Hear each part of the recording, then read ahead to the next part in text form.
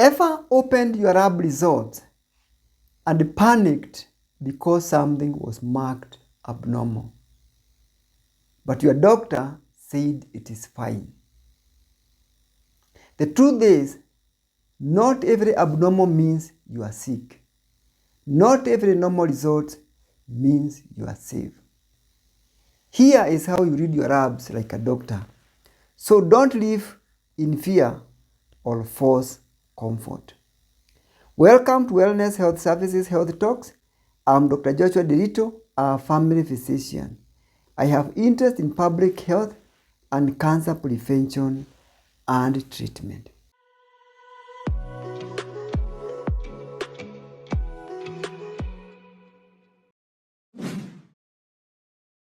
In this video, we are going to look at how you can read your lab results just like your doctor without panicking and be able to interpret them in a way that they are helpful to you. Why does this matter? Every year, thousands of people ignore early warning signs or panic over things that aren't serious because they do not understand their labs. Many times I have seen patients trying to interpret their results and they get panicked because something is marked abnormal, and then they are overly anxious, and this can cause panic, they can cause fear. This happens in laboratory interpretations and even in radiological result interpretations. So how do you deserve to feel, how do you get confidence in your health and not confused? So knowledge is power. Misunderstanding brings about anxiety and also missed diagnosis. So the secret doctors know. The reference ranges are not absolute. The truth is, about any test that you do, it doesn't have a static value. There is what we call the bell curve. It's where we expect that the majority of the people will be within that normal. Then there will be a few people who will be outliers, either on the lower side of the normal or on the other side of the normal. So what does this mean? That when you're looking at the results, is it too overly outside what is normal? Then you need to worry about. Or is it too overly outside, too far away from what you expect to be normal? Take, for example, the complete blood count. What does it tell you? The first thing, the doctor will look at the white cell count. This white cell count, they have different ranges, what is within normal, and there are different values for men and different values for women. And this is what is expected to be within normal. If the value is too high, beyond a given value, like more than 15,000, then this would mean that you have an infection. If your white cell count is below a particular level, for example, below 3, then you have a problem with your immunity. So, what this means, and then there is also the differential percentage. You have what percentage of neutrophil, what percentage of lymphocytes, and your doctor puts all this into one picture so that he can be able to tell you your bone marrow is working okay, you have an infection, you have a problem with your hemoglobin. He looks at the HB and then looked at what we call the MCV, what type of anemia do you have? And then when there are various things like dehydration or even the system of taking the blood sample, that will determine how you interpret these results. So do not just focus on the high or low, look for the trends over time. Also when you are looking at your HB, for example, your doctor will look at your HB today, see it has slightly gone down. Then you will look at it 2 or 3 months down the line and see, is it improving or is it getting worse? And it's the same even things like your MCV. So it helps you know, is your blood getting better or getting worse? Then we have the metabolic panel, which helps you to decide how is your liver working. So doctors will look at your creatinine level and look at your blood urea nitrogen.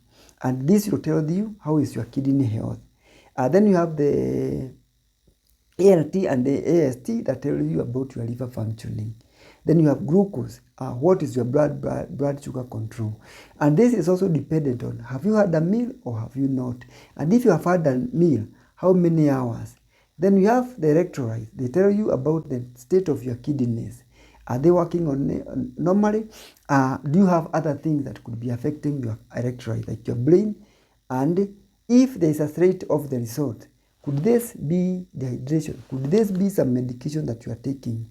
So if values are consistently elevated, it could be that your organs are in danger and early action might save them. One of the things that we monitor in the kidney function, monitoring your creatinine and your urea, is the trend. Is it getting higher, or it was just abnormal at one sitting? And possibly at that one sitting, the patient had not drank adequate fluid. And this might tell you, just tell them to go and hydrate, and then you can recheck again. And also, you also marry this with the patient's symptoms. What are the patient's complaints? So that you can put all this together and be able to interpret these results. And then you need to know, is there action needed? So it is important that as a patient, you discuss these things with your doctor so that you know what is the right course of action depending on what are your complaints. Sometimes I tell patients that when they want to give me the results, that I want to know the history, because I want to know under what circumstances were these tests ordered and what was the doctor looking for. So when you know what to look for, then you know what are the right tests to order and how to interpret them. The lipid panel is a predictor of what are your likelihood of getting a heart attack. You need to look at your LDL, look at your HDL, and you look at your total triglycerides. So the LDL is the bad cholesterol. HDL is the good cholesterol. It protects you. And the higher it is, the better for you. It means you are better protected. A good cholesterol test does not predict your risk, but it can prevent you from having a heart disease. What also matters is what are other symptoms or other diseases like you have. Do you have high blood pressure? Do you have diabetes? Are you a smoker? So all these things need to be put together so that you get to know what is your real situation at this given time. So let's look at when do you need to be concerned about your results and when do you need to get further assistance.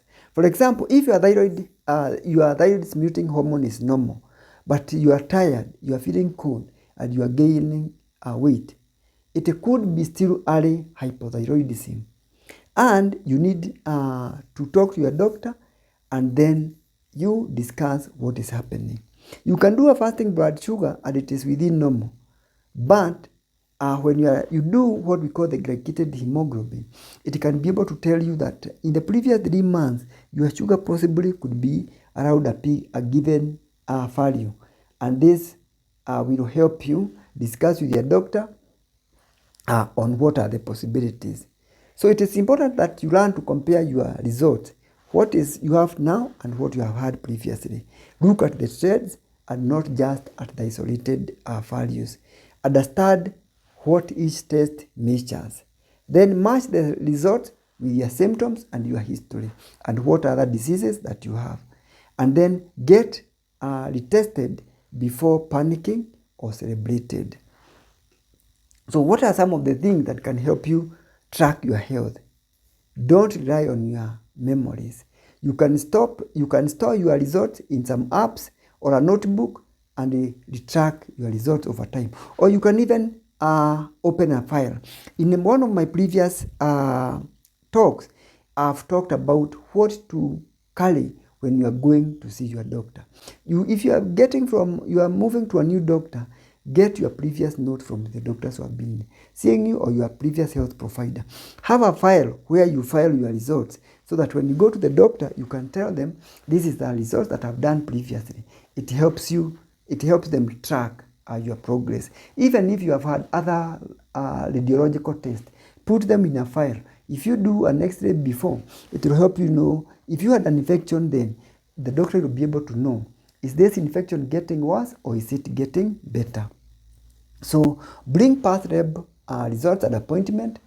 Ask for printout explanation when you visit your doctor, and also use online portals to track your results. And these days, you don't need to have your results printed.